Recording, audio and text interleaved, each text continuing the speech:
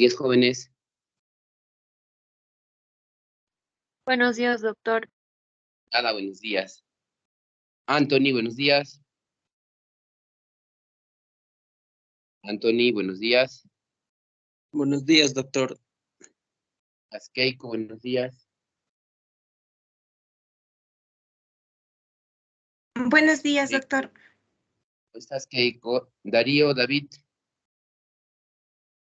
Buenos días, doctor. Silvia.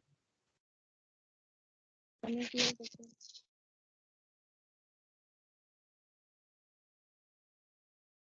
Silvia, ¿estamos?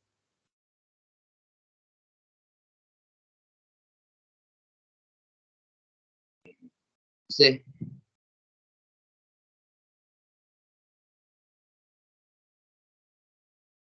¿Alguien falta? Ustedes son 7. Doctor, falta Ricardo. Me dice que tiene problemas de conexión, que se va a conectar. Pero está demorando. Así me dice, doctor. Keiko. Oye, empiezas hoy día, ¿no, Keiko, tú?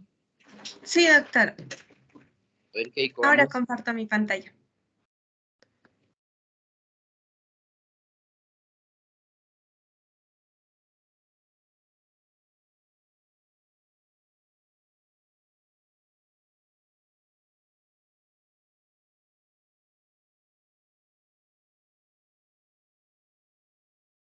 No hay nada.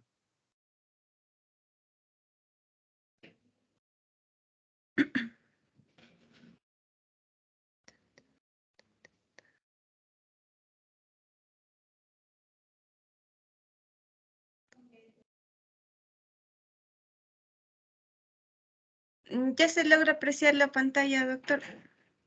Keiko, empieza. Ya, doctor, gracias. Doctor, muy buenos días, compañeros. Hoy voy a presentar el tema de bradiarritmias.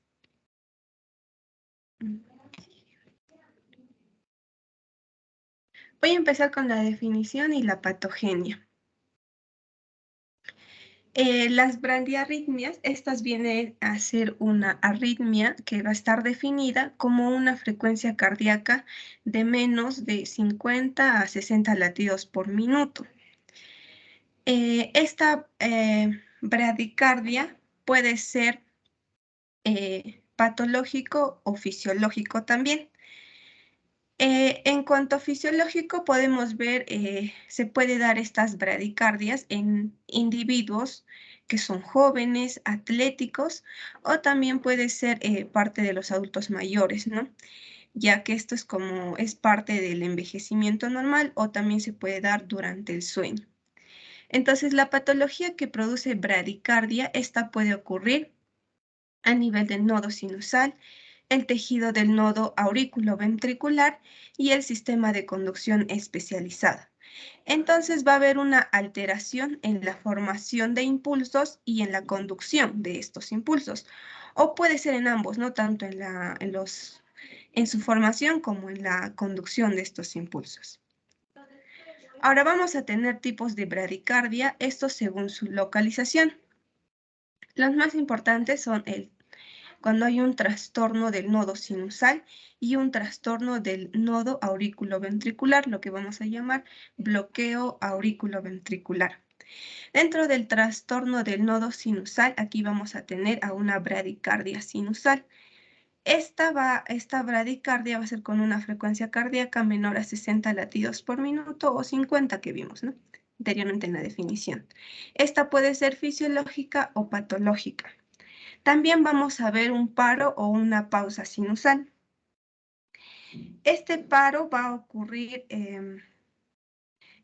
sinusal va a ocurrir cuando hay un cese completo de la formación de impulsos, esto dentro del nodo sinusal.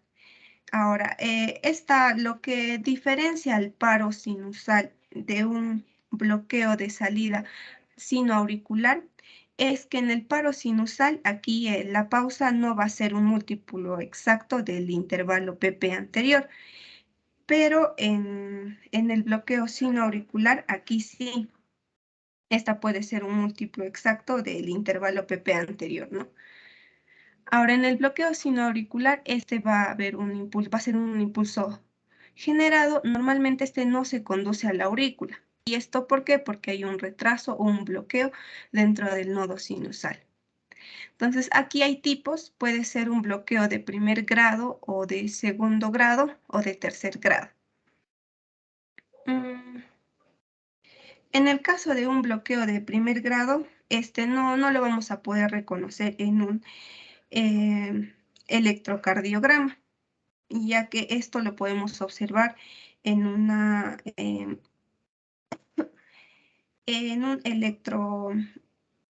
cuando se realiza una electrofisiología.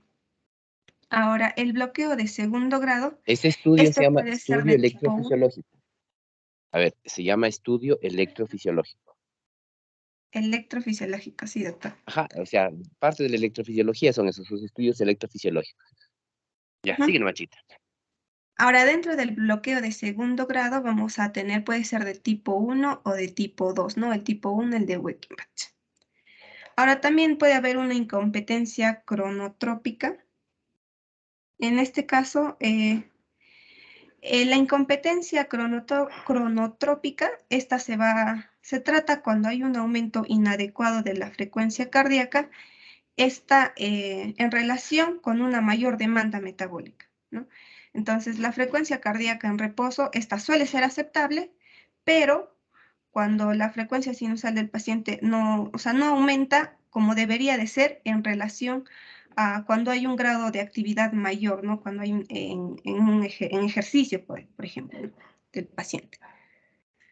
Ahora, el trastorno del nodo auriculoventricular, puede ser un bloqueo auriculoventricular de primer grado, de segundo grado o de tercer grado, ¿no? En el bloqueo de, por ejemplo, el bloqueo de segundo grado también tiene tipos, el tipo 1, el MOVIS tipo 1, el MOVIS tipo 2, el bloqueo cardíaco de 2 en 1 de segundo grado y también el de alto grado. Y el bloqueo de tercer grado, ¿no? En el bloqueo auriculoventricular de tercer grado, este de aquí es cuando hay un bloqueo cardíaco completo. Ahora, respecto a la etiología, podemos encontrar bradicardias de etiología extrínseca o de etiología intrínseca. En la etiología intrínseca, esta puede ser por una miocardiopatía, que puede ser isquémica o no isquémica, ¿no? También puede ser cardiopatías congénitas, una fibrosis degenerativa o infecciones, ¿no? Por ejemplo, por la enfermedad de Chagas, una difteria, endocarditis, y aquí tenemos más, ¿no? Sarcoidosis, toxoplasmosis, o también puede ser por trastornos infiltrativos como una amiloidosis, una hemocromatosis, o también puede ser por isquemia o infarto también, o por condiciones reumatológicas, por una artritis reumatoide, y aquí tenemos otro, o también puede ser por un trauma quirúrgico o de procedimiento, ¿no? Cuando se realiza procedimientos cardíacos, como puede ser la ablación o el cateterismo cardíaco que se realiza. Y en la etiología extrínseca, esta puede ser por una perturbación autonómica o por una alteración metabólica, ¿no? Por ejemplo, acidosis, una hiperpotasemia, hipopotasemia, una hipotermia, hipoxia, hipertiroidismo, ¿no? También dentro de las bradicardias también se pueden generar debido a medicamentos, por ejemplo, los antihipertensivos, antiarrítmicos o medicamentos psicoactivos y otros medicamentos, por ejemplo, los betabloqueadores, ¿no? Que son los antihipertensivos, o en los antiarrítmicos como la adenosina, la amiodarona también, y tenemos muchos más, ¿no? Ahora, respecto a las manifestaciones clínicas, los síntomas que se van a presentar en la bradicardia, estos síntomas van a corresponder a los síntomas de una hipoperfusión cerebral, por ejemplo. Entonces, debido a la hipoperfusión cerebral, pues se va a presentar una fatigabilidad fácil, va a haber irritabilidad, falta de concentración, apatía, olvidos, deterioro cognitivo, mareos, una presíncope y síncope. Y también los síntomas van a corresponder a la insuficiencia cardíaca, y estos va a causar una dificultad para respirar, palpitaciones, la capacidad de ejercicio va a estar limitada y también van a pueden apreciarse síntomas anginosos. Ahora, ¿cómo se da la evaluación de la bradicardia y el bloqueo auriculoventricular? La evaluación inicial es importante para esta bradicardia, ¿no? Del nodo sinusal o del bloqueo auriculoventricular. Entonces, es importante la anamnesis. Aquí debemos evaluar los riesgos cardiovasculares que pueda tener.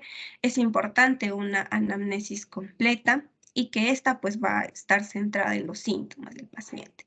También es importante los antecedentes familiares, ya que en la etiología, como vimos, también pueden haber cardiopatías congénitas que van a conllevar que pueden desarrollar una bradicardia, ¿no? También el tratamiento médico, como vimos que hay fármacos que pueden producir bradicardia, como son los beta bloqueadores, la adenosina, miodorona, ¿no? También es importante la exploración física, un electrocardiograma y también imágenes cardíacas. Entonces, para esta también se da una evaluación no invasiva. En ella se puede realizar una monitorización electrocardiográfica ambulatoria. Entonces, esta monitorización es importante ya que con esta puede detectar la interrupción de la conducción auriculoventricular, ya sea por enfermedad primaria del sistema de conducción, o también se puede ver lo que es la presencia de un mecanismo vagal o neurocardiogénico. Ahora, en esta tablita tenemos esta elección de monitorización electrocardiográfica. Esta va a depender de la frecuencia de los síntomas, ¿no? Por ejemplo, si los síntomas son diarios, o puede ser cada 48 o 72 horas, semanal, mensual, o puede ser menor a 1 al mes, ¿no? En caso de sea diaria, pues se recomienda un electrocardiograma Holter de 24 horas o una monitorización telemétrica en hospital, ¿no? Y así tenemos diferentes. También se puede realizar una prueba de esfuerzo. Entonces, aquí en esta tabla tenemos las recomendaciones sobre las pruebas de esfuerzo. Por ejemplo, se recomienda que la prueba de esfuerzo para los pacientes que van a tener síntomas sospechosos de bradicardia, ya sea durante o inmediatamente después del esfuerzo. Esto es de clase 1 y de nivel 0, ¿no? Estas recomendaciones. Ahora, respecto a esto, es probable que estos síntomas que van a ocurrir durante el ejercicio, estos se deban a una causa cardíaca. Pero los síntomas después del ejercicio, esto quizá se producen por un reflejo, por un mecanismo de reflejo, ¿no? También se recomienda realizar estas pruebas de esfuerzo para los pacientes con sospecha de incompetencia cronotrópica. Aquí se debe considerar la realización de pruebas de esfuerzo para poder confirmar el diagnóstico, o también para los pacientes con enfermedad de conducción intraventricular, ¿no? O el bloqueo auriculoventricular. Esto pues de grado desconocido. Se puede considerar aquí la prueba de esfuerzo para poder exponer, ¿no? El bloqueo infranodular. También se puede realizar técnicas de imagen. En este caso, la ecocardiografía es la técnica que está más disponible. Perdóname, Doctor. Keiko. Sí, ¿Qué es la doctor. incompetencia cronotrópica que has dicho ahí? ¿Cómo entiendes la incompetencia cronotrópica? Ahí, doctor, es cuando va a haber un aumento inadecuado de la frecuencia cardíaca y no va a haber o sea, va a haber un incremento de la frecuencia cardíaca, pero un inadecuado en relación con una mayor demanda metabólica. Es decir, que, por ejemplo, la frecuencia cardíaca en reposo, por ejemplo, está disminuida, pero es aceptable. Pero cuando el paciente va a realizar actividades de ejercicio y todo esto, entonces no va a haber un incremento adecuado, ¿no? De la frecuencia cardíaca, doctor. Ya. Eso es muy importante, jóvenes, porque hay que entender que durante el ejercicio la frecuencia cardíaca tiende a incrementarse, ¿cierto? El ejercicio tiende a incrementarse, por eso le haces una prueba de esfuerzo, para que durante el ejercicio acelere, pero normalmente la frecuencia cardíaca en el ejercicio tiende a aumentar, pero si esta no aumenta, se mantiene poco o o no aumenta nada, entonces en este caso estamos hablando de incompetencia cronotrópica y es una indicación de marcapaso y es parte de la enfermedad del nodo. Ya, sigue, chiquita, gracias. Sí, doctor. También se puede realizar tomografía computarizada coronaria, una angiografía, y esto cuando hay una sospecha de enfermedad coronaria. También la resonancia magnética cardiovascular ayuda en la caracterización tisular, ¿no? Al igual que las técnicas de imagen nuclear. Entonces, las recomendaciones para el uso de esta técnica de imagen está cuando hay una sospecha. Se recomienda cuando hay una prueba. Esta prueba de imagen se va a recomendar para los pacientes con bradicardia que tengan síntomas sospechosos y o cuando haya la presencia de cardiopatía estructural, ¿no? También se debe considerar la obtención de estas imágenes como la resonancia magnética, cardiovascular, la tomografía o el PET, ¿no? Que es para la caracterización del tejido miocárdico en el diagnóstico de las afecciones específicas que van a estar asociadas con anomalías de la conducción y que pues estas requieren implante de marcapaso, ¿no? Y estas particularmente en pacientes menores de 60 años. Ahora, también hay pruebas de laboratorio y las pruebas genéticas, es aquí me equivoqué. Las pruebas de laboratorio, estas van a incluir hemogramas completos, también el tiempo de protrombina, el tiempo parcial de tromboplastía, la función renal, la cuantificación de electrolitos. Todas estas pruebas de laboratorio forman parte de la planificación previa que se va a dar a la implantación de marcapasos. Ahora, en las pruebas genéticas, estas están recomendadas en pacientes con inicio precoz de la enfermedad de la conducción cardíaca progresiva, esto antes de los 50 años, esas son las pruebas genéticas. Se puede dar un estudio electrofisiológico. Este estudio se da con el objetivo de identificar la función anormal del nodo sinusal o la ubicación anatómica de las anomalías de la conducción cardíaca. Esta va a estar recomendada cuando el paciente, cuando haya síncope, pero que esta sea inexplicable, ¿no? Tras la evaluación en el caso de la bradicardia, ¿no? Cuando no hay una relación. Aquí tenemos el algoritmo de bradicardia. Aquí es importante, ¿no? Como ya vimos, evaluar el enfoque ABCD, también la administración de oxígeno, la monitorización con el electrocardiograma, también la identificación y tratar las causas reversibles, como por ejemplo pueden ser alteraciones hidroeléctricas o también la hipovolemia. Después de ello, es importante ver si tiene algunas características que van a amenazar la vida, por ejemplo, si hay shock, si hay síncope, si hay una isquemia miocárdica o hay fallo cardíaco severo. En el caso existan estas características que van a amenazar la vida, pues se da la administración de atropina de 500 microgramos intravenosa. Y en el caso no haya una respuesta satisfactoria a ello, entonces se debe considerar medidas provisionales como es la administración de la atropina de 500 microgramos vía intravenosa y esta repetir hasta un máximo de 3 miligramos.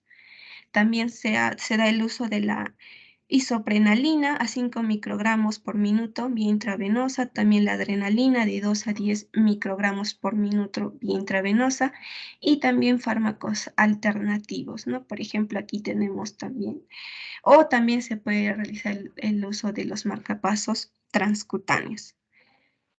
Y en el caso hay una respuesta satisfactoria, es importante evaluar el riesgo de asistolia, ¿no? Por ejemplo, una asistolia reciente o un bloqueo auriculoventricular, el tipo 2, ¿no? El MOVIX 2, que ya vimos anteriormente. O el bloqueo auriculoventricular completo con un QRS ancho o quizá la pausa ventricular, esto mayor a 3 segundos.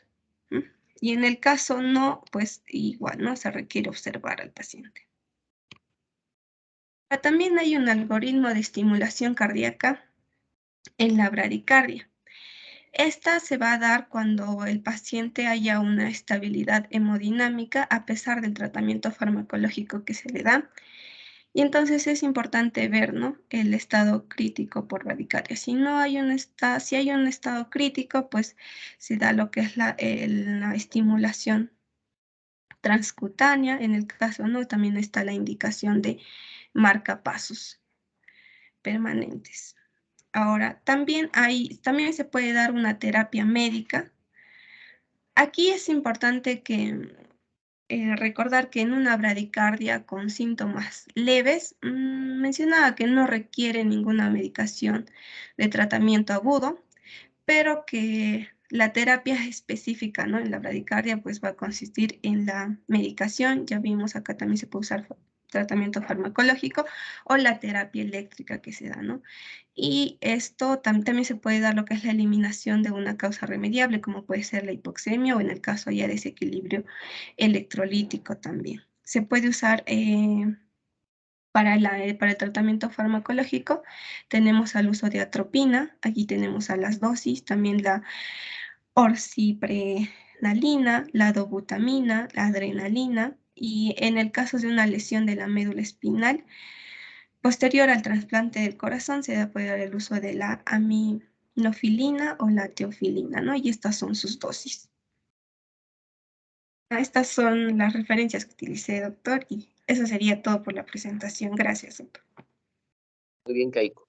Miren, jóvenes, cuando ustedes en general evalúan un paciente con bradicardia o bradiarritmia, como ustedes lo ven, tienen que ver primero, ¿es fisiológica o es patológica? Ya como su compañera le ha dicho.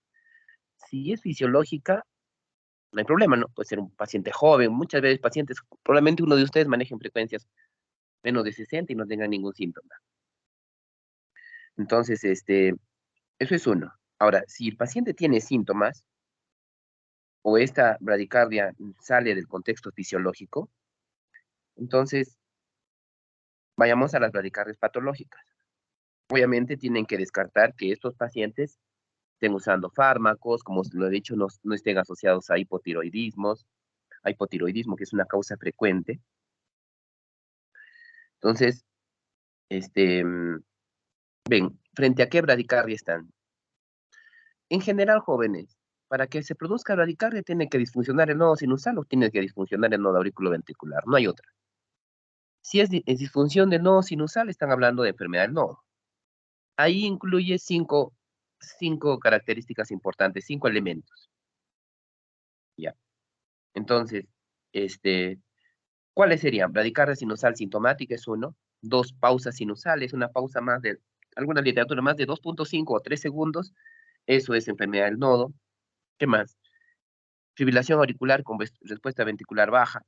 Por ejemplo, yo no puedo estar en un ritmo sinusal, pero estoy en fibrilación auricular, pero mi frecuencia ventricular es de 30, enfermedad del nodo.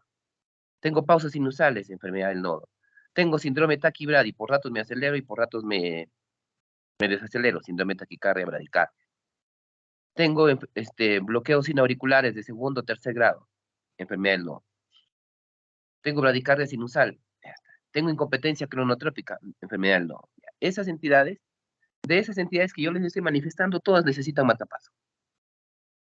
Luego viene la enfermedad a nivel del nodo auriculoventricular, sea el bloqueo de primero, segundo o tercer grado. ¿Quiénes necesitan marcapaso? El bloqueo AB de tercer grado y el MOBIS 2. Listo. Y es importante para que ustedes sepan reconocer frente a qué hacer con paciente. Ahí en la guía, en el algoritmo que ha presentado su compañera, es que está muy bien. Cuando ustedes tengan una bradicardia, lo primero que tienen que ver es cuánto de compromiso hay. Ahí ya se hablan de signos de alarma, ¿no? Si, por ejemplo, el paciente está en shock, si se ha sincopeado, tiene trastornos de falla cardíaca, etc. Entonces, de acuerdo a eso, ustedes dicen, ya, le tengo que dar los medicamentos que ya he dicho. Si, por ejemplo, el paciente está bradicárdico, tiene un bloqueo AB de MOBIS 2, digamos, y está tranquilo, está estable, entonces ese paciente lo hospitalizan y ya le hacen los estudios. En el algoritmo también hablan de alto riesgo de asistolia. Por ejemplo, si un paciente hizo asistolia y ya salía sinusal, ese paciente tiene alto riesgo de asistolia. Si un paciente tiene bloqueo AB de tercer grado y tiene QRS anchos, ese paciente también tiene alto riesgo de asistolia. ¿Para qué es eso? Para ver si ustedes le van a poner un marcapaso. Recuerden que el marcapaso transcutáneo son unos parches que se ponen al pecho. Son como unos masajeadores, como el desfibrilador. Eso les da tiempo, por unas horas, hasta ponerle un marcapaso a nivel del cuello, para que el paciente se estabilice. Y luego, posteriormente, ya ponerle un marcapaso definitivo, que es lo que usualmente hacemos en el hospital. Entonces, en las bradicardias, jóvenes, vean si es fisiológica o patológica, y dentro de las patológicas busquen la causa. Trastornos hidroelectrolíticos, hipotiroidismo, algo que sea reversible. Si no hay causa reversible y ustedes asumen que hay un daño intrínseco a nivel del nodo sinusal o el nodo auriculoventricular, ahí sí indicamos el marcapaso. ¿De acuerdo? No olviden siempre de usar como en el algoritmo, si van a usar atropina o van a usar adrenalina. Orciprenalina había en algún momento, pero ya no hay. Lo que se encuentra en los servicios de emergencia es atropina o adrenalina o dopamina, ¿no? Para mejorar esto. Jóvenes, ¿tienen alguna pregunta?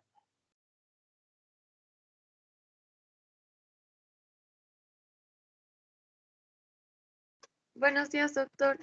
En esas Hola. características que amenazan la vida o de riesgo, ¿tienen que tener un número mínimo o con que tenga uno ya pasa a ser? Pasa que O cumpla a ver, uno de los si criterios. solo uno o a más. Claro, por ejemplo, algo que amenace la vida, por ejemplo, si un paciente vino con síncope, ese paciente ya es de alto grado. Por ejemplo, si un paciente está con bradicardia, está con 25 de latidos por minuto y está en shock, eso es, necesariamente tienes que estimular. Si un paciente está con trastorno de conciencia, hace un Stock Adams, o sea, bradicardia con convulsiones, Stock Adams, ese tiene alto riesgo. Si un paciente con esa frecuencia cardíaca está haciendo congestión pulmonar, necesita mejorar su frecuencia, amenaza la vida. Si ese paciente está haciendo falla renal, necesita un marcador. Entonces es muy importante eso.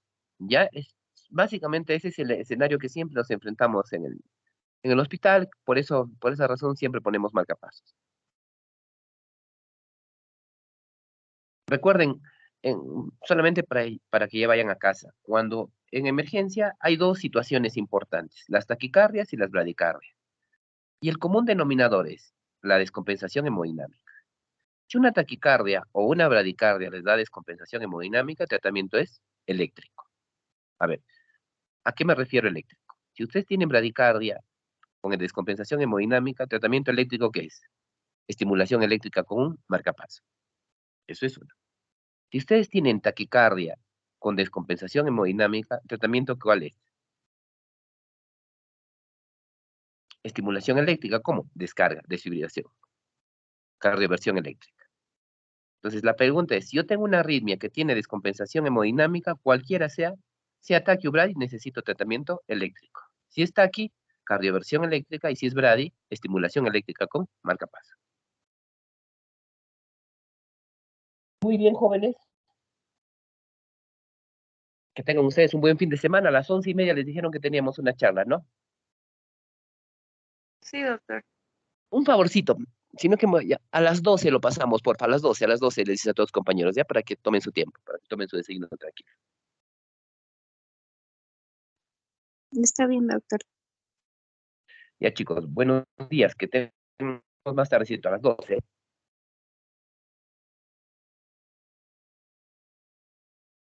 Gracias, doctor. Gracias, doctor. Buenos días.